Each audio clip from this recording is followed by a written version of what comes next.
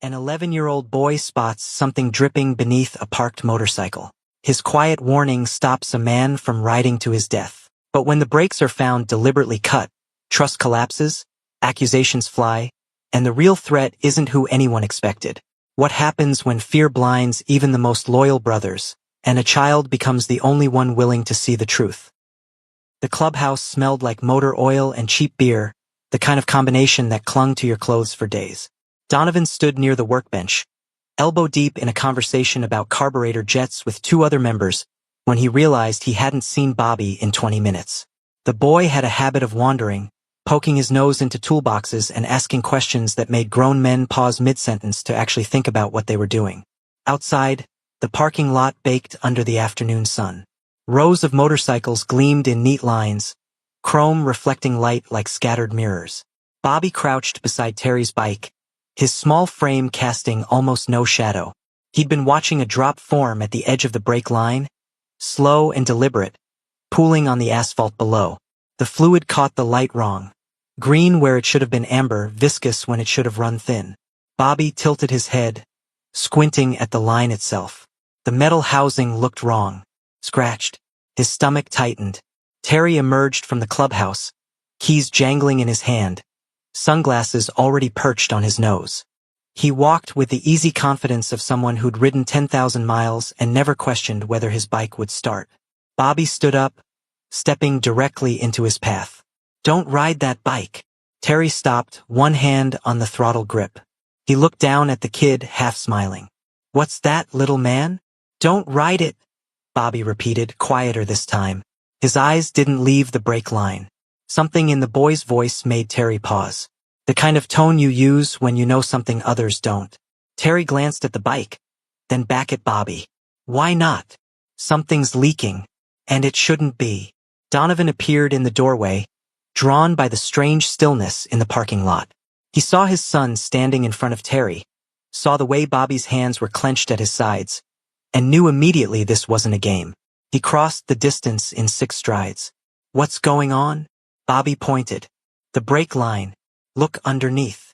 Donovan knelt, his knees cracking slightly as he lowered himself to pavement level. The green fluid was unmistakable. So was the damage. The line had been filed down, not enough to burst immediately but enough to fail under pressure. One hard stop at 50 miles per hour and the line would blow. Terry would have seconds to realize what was happening before the bike refused to slow, before momentum carried him straight into whatever obstacle lay ahead. Donovan's jaw tightened. He ran his thumb along the scored metal, feeling the deliberate grooves. This wasn't wear and tear. This was sabotage. "Terry, don't touch anything else. We need everyone out here. Now." Word spread through the clubhouse like fire through dry grass. Within minutes, 20 members crowded the parking lot, forming a loose circle around the bike. Voices overlapped, rising in pitch and volume. Someone tried to kill Terry. Someone wanted him dead. The questions came fast, each one sharper than the last. Everyone desperate for answers that didn't exist yet. Who the hell has access to this lot? We all do. That's the point. When was the last time you rode it? Terry's voice cut through the noise. 2 days ago. Ran fine. No issues. So it happened since then. The silence that followed felt heavy, oppressive. Everyone was doing the same mental calculation, cross-referencing schedules, remembering who'd been around, who'd been angry, who'd had opportunity. The name surfaced quietly at first, a murmur from the back of the crowd that gained traction as it spread forward. Gary. Gary had been fired 3 weeks ago after a screaming match over money he claimed was owed. He'd thrown his cut on the floor and walked out swearing he'd been disrespected, humiliated, cast aside after years of loyalty. Every reason to want revenge. Terry's expression darkened. He was here yesterday. I saw him talking to Alan near the fence. Alan stepped forward, his voice measured but strained. He came to return some tools he'd borrowed. That's it. We talked for 5 minutes. 5 minutes is long enough. He wouldn't do this. You don't know that. The argument escalated quickly, members taking sides without fully realizing they were doing it. Alan defended his brother with the kind of fierce, exhausted loyalty that comes from years of standing between someone you love and the world's judgment. but doubt crept in anyway. Even Alan couldn't say with absolute certainty where Gary had been every hour of the past 2 days. Donovan watched it all unfold, saying nothing. He caught Bobby's eye across the crowd. The boy stood off to the side, arms crossed, face unreadable. But Donovan knew that expression. Bobby was thinking, processing, cataloging details that everyone else was too angry to notice. Terry made the decision. We need to talk to Gary. Tonight. Alan shook his head. You're making a mistake. Then let him prove us wrong. But Alan was already walking away, climbing onto his bike without another word. The engine roared to life, and he was gone before anyone could stop him. The crowd dispersed slowly, conversations splintering into smaller groups. Donovan stayed beside Terry's bike, staring at the damaged line. Bobby approached quietly, standing next to his father. You did good, Donovan said softly. You might have saved his life. Bobby didn't respond right away. When he finally spoke, his voice was barely audible over the distant rumble of engines. Dad? I don't think it was Gary. Why not? I don't know yet. It just doesn't feel right. Donovan looked down at his son, at the serious expression on that young face. 11 years old, and already learning that sometimes the most important questions don't have easy answers. The emergency meeting happened 48 hours after Bobby's warning. The clubhouse felt smaller now. The air itself seemed to press inward. Members filed in with expressions ranging from anger to apprehension, taking seats that suddenly felt territorial. Donovan noticed who sat where, who avoided eye contact, who clustered together in silent alliances already forming. Terry stood at the front, arms crossed, his usual easy demeanor replaced by something harder. He laid out the evidence methodically. The sabotaged brake line, the timeline, Gary's recent termination, the lingering resentment. His voice remained steady, but underneath was barely controlled fury. Gary had motive. He had access. He was here the day before I would have ridden that bike. Terry's eyes swept the room. We all know what happens when someone feels wronged. They want payback. Murmurs of agreement rippled through the crowd as heads nodded, and someone in the back muttered, Never trusted him anyway. Alan sat near the rear wall, isolated despite being surrounded by people he'd ridden with for years. When Terry finished speaking, the room turned toward him expectantly. Alan stood slowly, his movements careful, deliberate. My brother is a paramedic.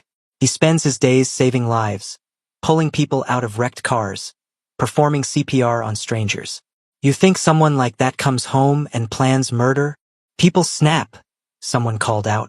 Not Gary. You know him. You've known him. Terry's voice cut through. We thought we knew him, but you're his brother, Alan. You're too close to see this clearly. You can't be objective. The words hung in the air like an accusation themselves. Alan's jaw tightened. He looked around the room, searching for support, finding mostly averted gazes. Even members who'd shared meals at his house, who'd crashed on his couch after long rides, stayed silent.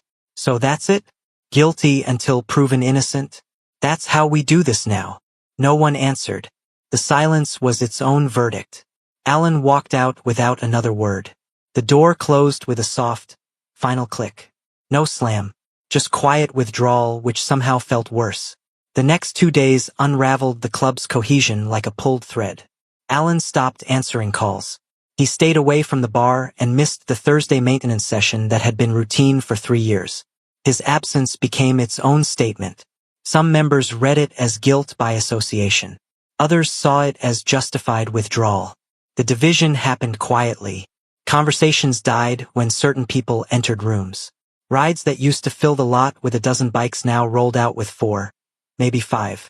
A gradual pulling away that felt inevitable. Donovan felt the fracture in his gut. He'd known Gary since the man first prospected, had watched him grow from a nervous kid trying too hard to a solid, dependable brother. The pieces didn't fit. Gary angry? Sure. Gary holding a grudge? Maybe.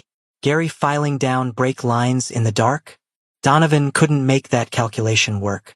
Thursday night, instead of joining the others at the bar, Donovan drove to County General Hospital.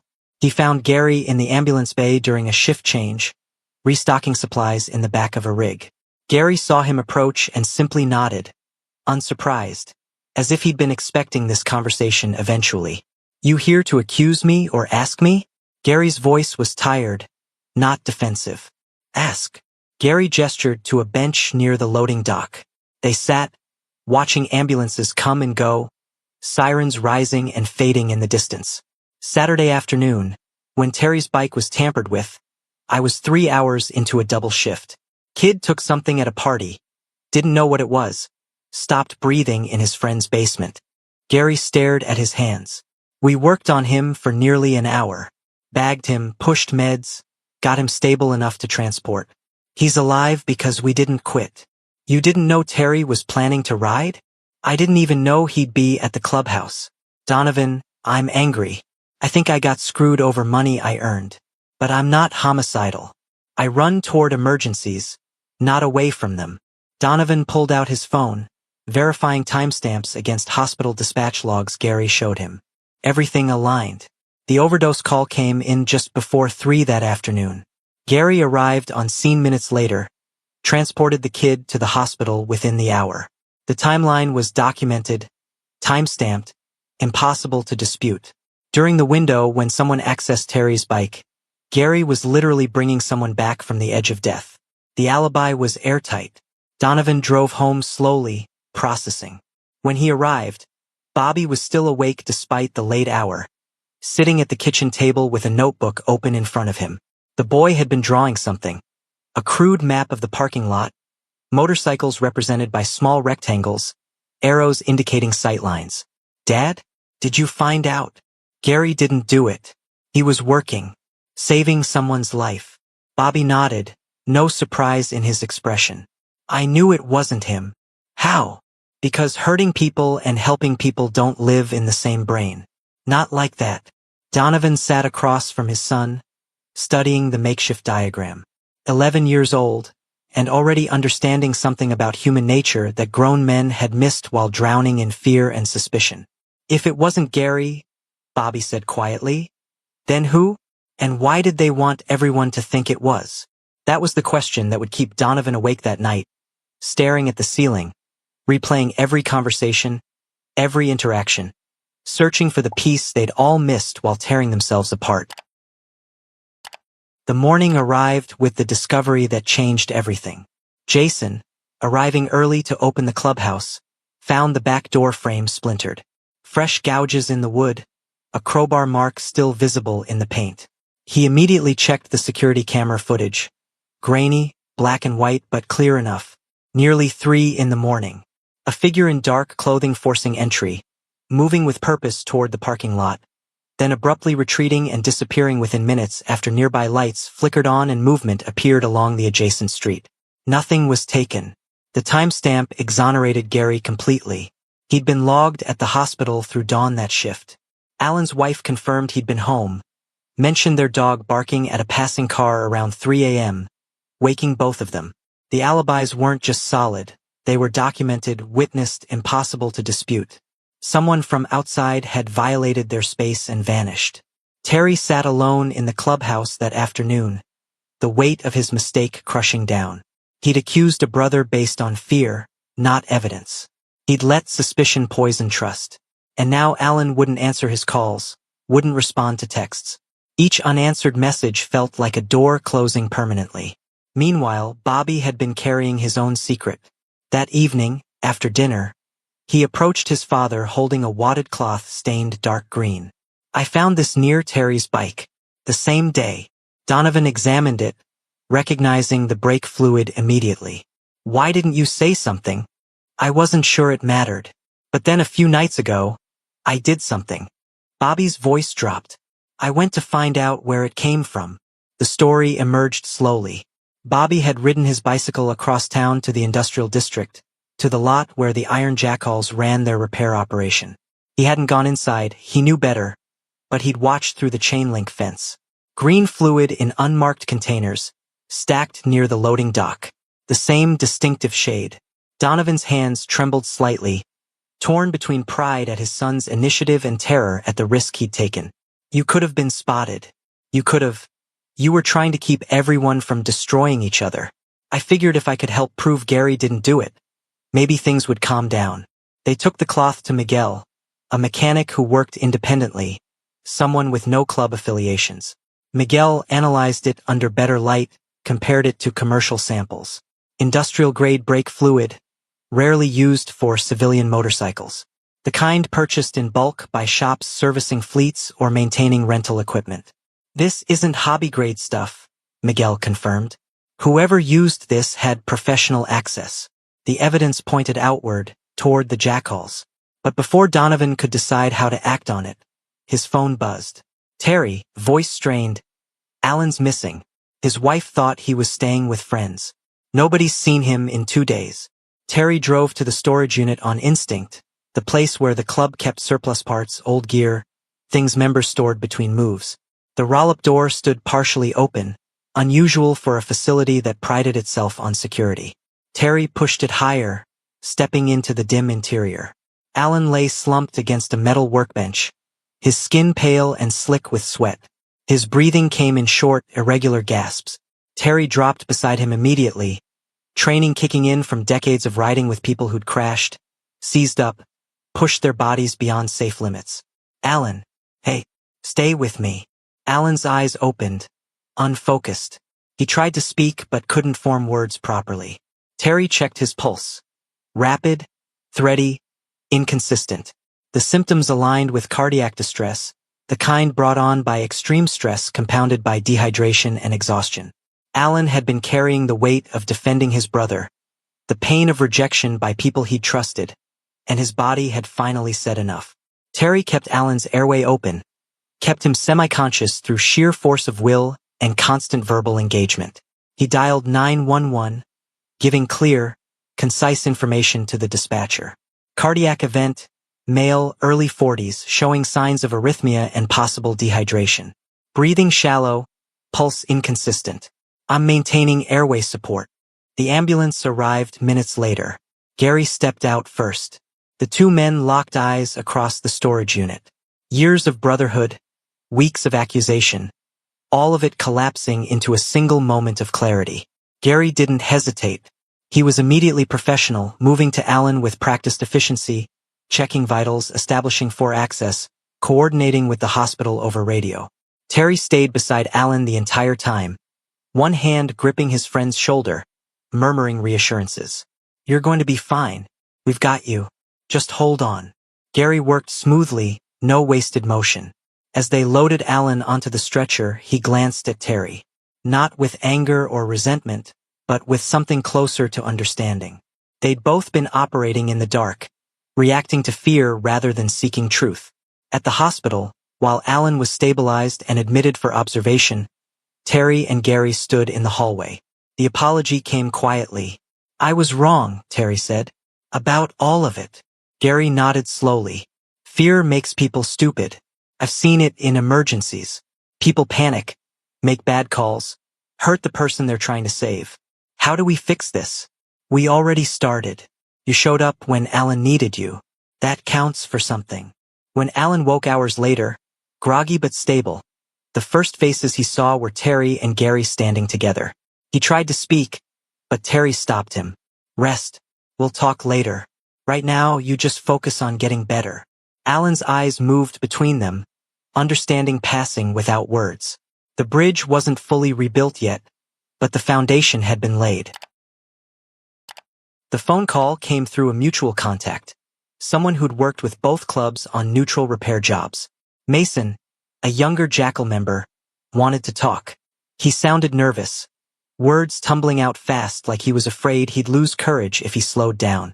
Donovan met him at a diner 20 miles outside town, far from watching eyes.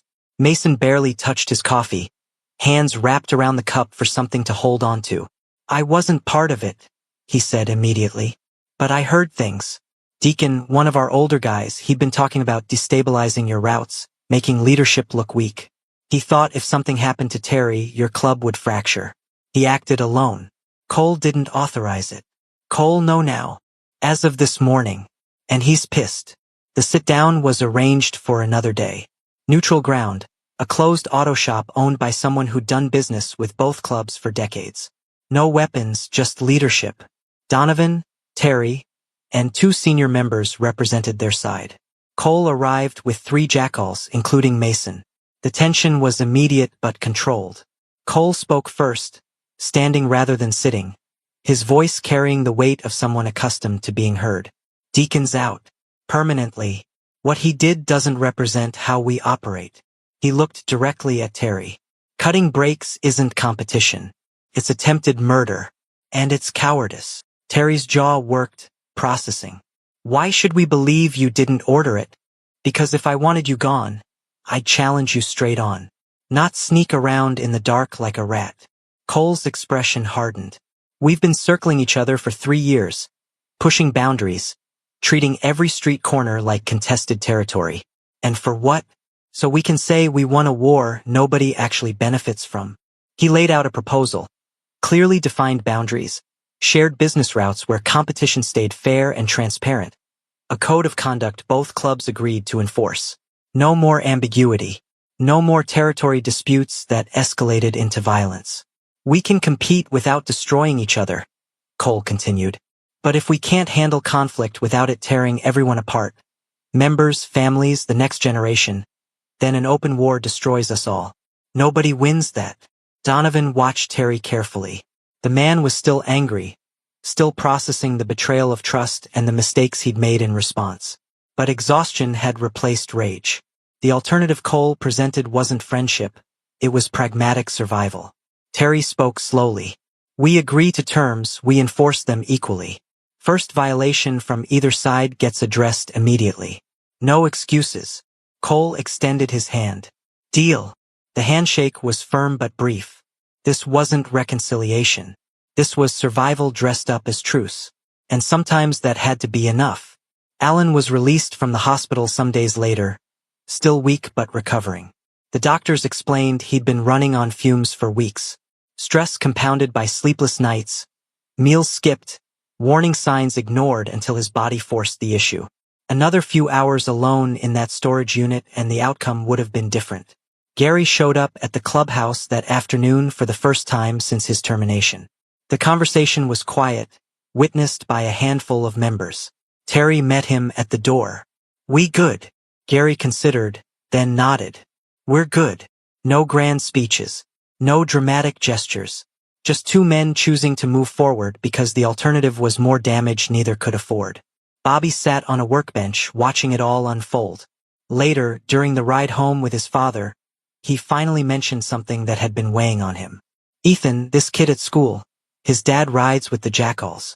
Donovan glanced in the mirror, catching his son's reflection. Yeah. We've been friends since the start of school. We eat lunch together, play basketball at recess. He doesn't care about club stuff. Neither do I. Bobby paused. But if you guys had fought, we would have had to pick sides. And that's stupid. We're just kids who like the same video games. The simplicity of it hit harder than any tactical argument could have. The feud wouldn't have stayed contained to adults. It would have bled into schools, into friendships, into the lives of children who had no stake in territorial disputes or business routes. Sunday's ride was quieter than usual but felt significant. Members rolled out together, not celebrating but returning to something resembling normalcy. Bobby rode behind his father, helmet secure, arms wrapped around Donovan's waist. The wind carried away tension, replacing it with the simple rhythm of engines and open road. As they passed the clubhouse, Bobby thought about green fluid and brake lines, about how quickly fear turned brothers into enemies, about Terry staying with Alan when it mattered most. He thought about Gary showing up to save the man who doubted him, and Cole choosing boundaries over bloodshed. Honor, Bobby realized, wasn't about being the strongest or the loudest. It was about doing what was right when everything inside you wanted to do what was easy. It was speaking up when staying silent felt safer. It was trusting your instincts even when nobody else believed you. The motorcycle accelerated smoothly.